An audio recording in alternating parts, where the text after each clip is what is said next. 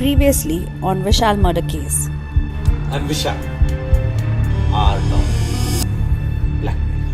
Last month, there was a sensational murder case.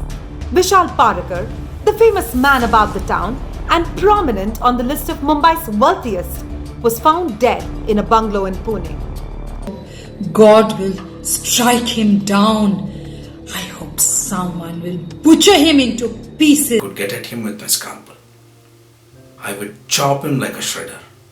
I would enjoy each and every chop.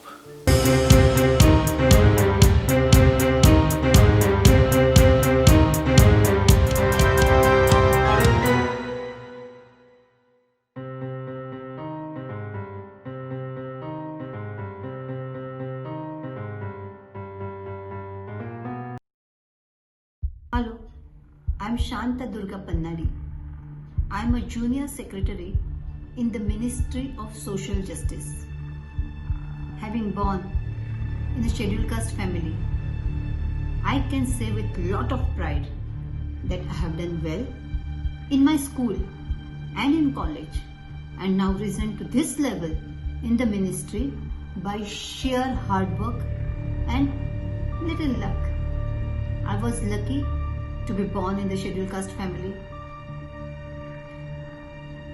Basically, I'm a very shy and a quiet person. Now, my parents have also passed away, so I'm living quietly all by myself in government quarters in Mumbai. My plans for future were also very simple. I was thinking of finding a suitable boy from my own caste, marrying him and having a nice middle class life. That's it. All of a sudden, this trouble started in my life. When I met this man, this villain, this Vishal. I don't know how he found out that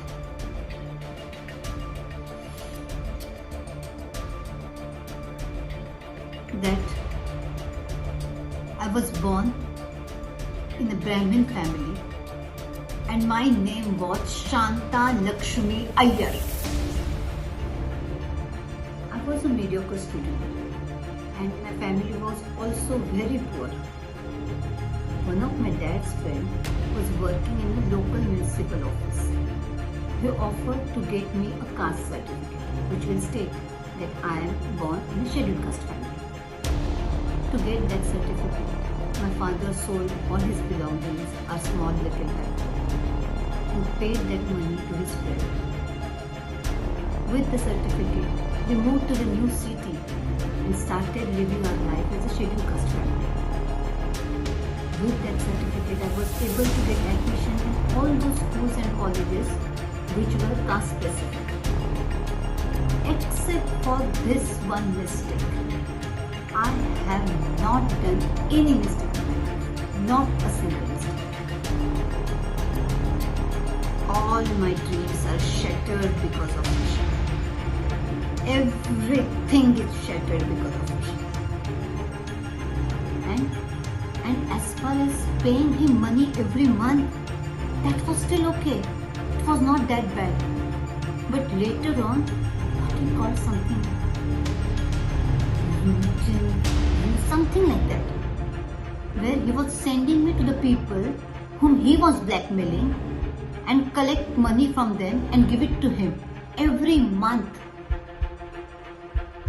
I was not made to go to the people, make them scared of me, collect money from them, but he made me do everything. Moreover, he also made it sure that no good boy will come to me and marry me. I hate those other lieutenants more than I hate Vishal. They are all rich people and they make me feel so poor, so small. They look down upon me. How they dare?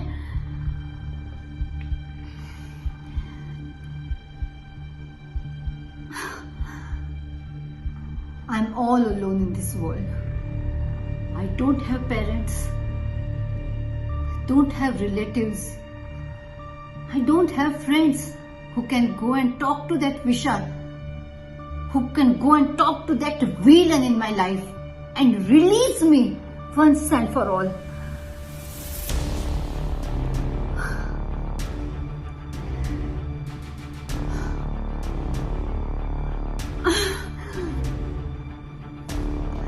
I feel lonely. I feel sad. Every day I'm lighting a lamp in front of God and praying Him. Somehow He kills that Vishal.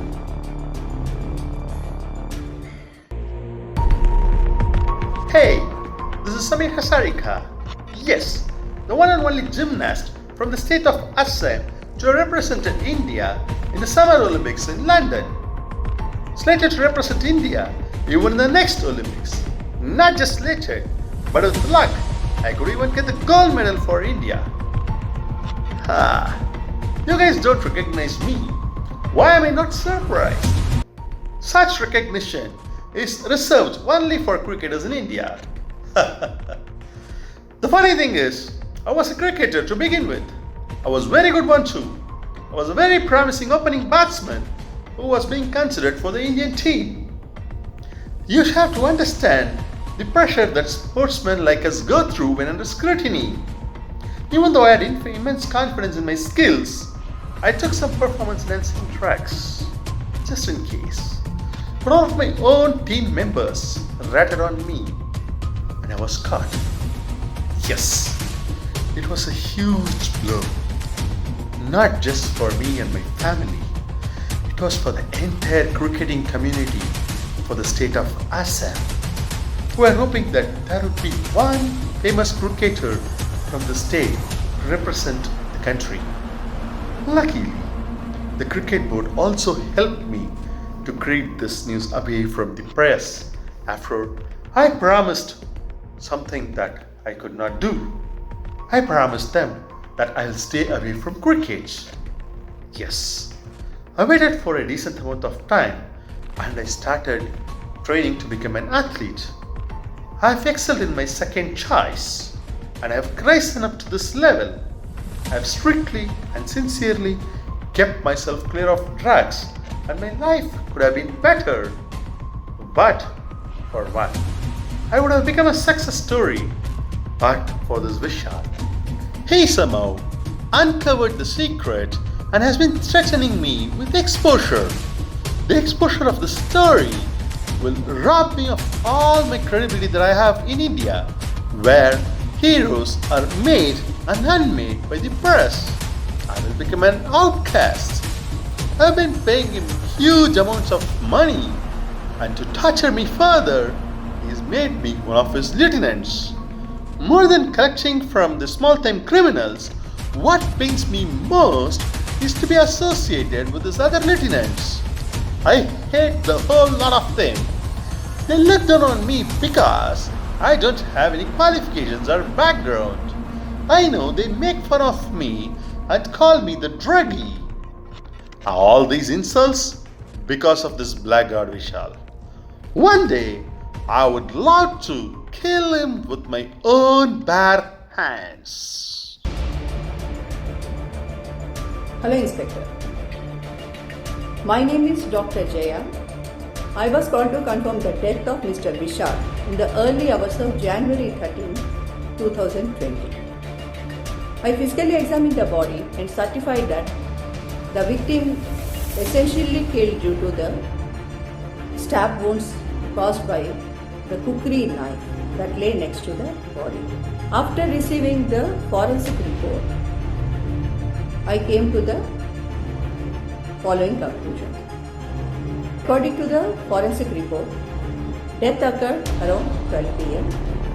It also states that the victim had been administered by a slow-acting drug, probably sleeping pills, around 6 pm. That must have caused him some illness and sleepiness around 10 pm. So probably when he was struck finally around 12 pm, the victim could not have reacted or uttered even a small cry. That's the only way a strong person like Vishal could have been killed by somebody of a smaller stature. My personal impression when I looked at the body was Mr. Vishal was killed by somebody who harbored a lot of hatred and anger towards him. There were multiple stabs on the body. And the killer must have been a right-handed person. You are asking me if it could have been done by a female? No. I doubt it. Because some of the blows were so strong and deep that it ripped open the mattress under the body. But on the other hand, the victim was under the influence of the medicine.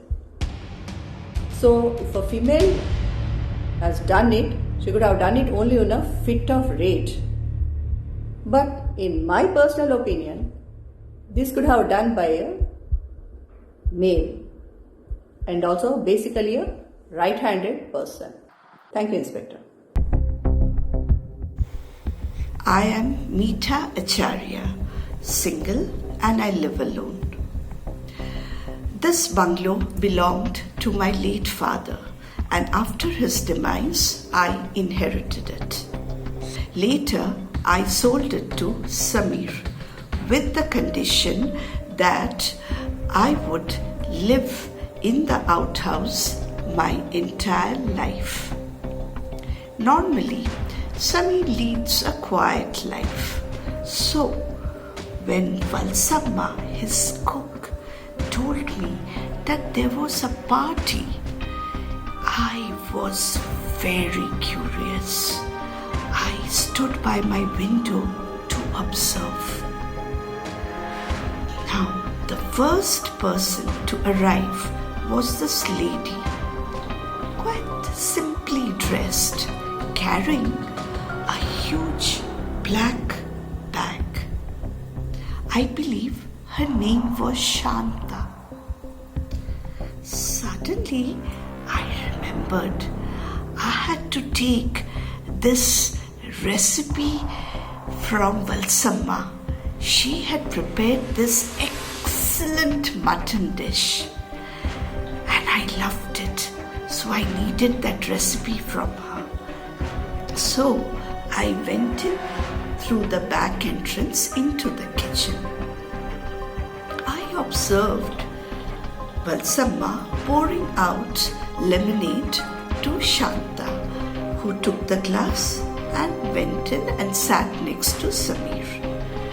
The next to arrive was this tall, well-built guy in a fancy car. I believe his name was Vishal, and he was carrying a briefcase. And Inspector, he was the one who was murdered. Immediately after him, this good-looking lady drove in.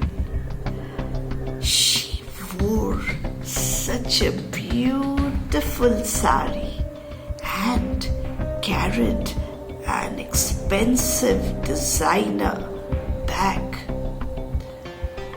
I believe her name was Teresa. After a while, she came into the kitchen asking for a glass of water. She observed this jug of lemonade.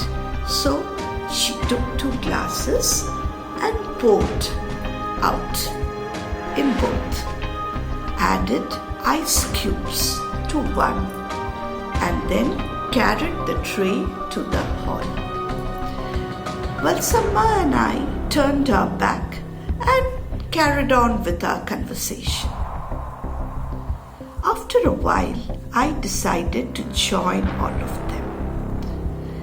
As I came into the room, I observed that the atmosphere was little uncomfortable.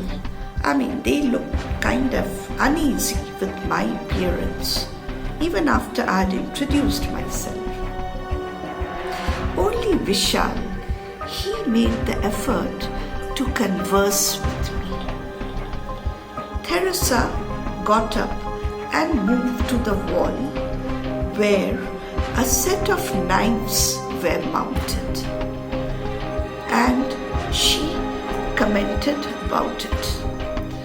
Samir joined her and took out the knife she was pointing at and explained that it was an Assamese knife called kukri. Vishal and Shanta had also joined us.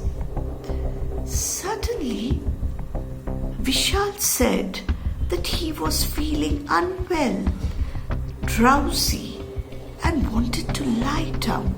So, Samir took him to one of the bedrooms, followed by the rest of us. Like I was anxious. What could be wrong with him?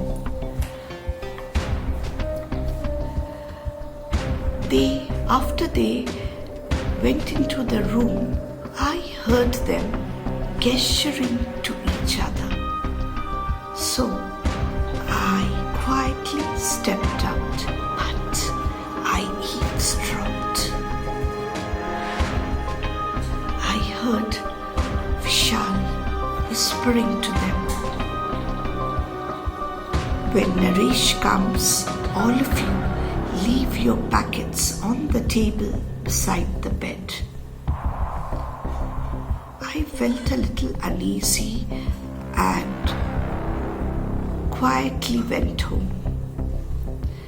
I was busy preparing my dinner when suddenly I heard another car driving in. I quickly went to the window, looked at my watch. It was 8 o'clock. I'm pretty late for someone to come for a party. I observed this middle-aged, quite impressively dressed man stepping out. I believe he was Dr. Naresh. He was carrying a satchel close to his chest as if it contained something very valuable. Inspector, I think he was carrying a lot of cash. Inspector Devi,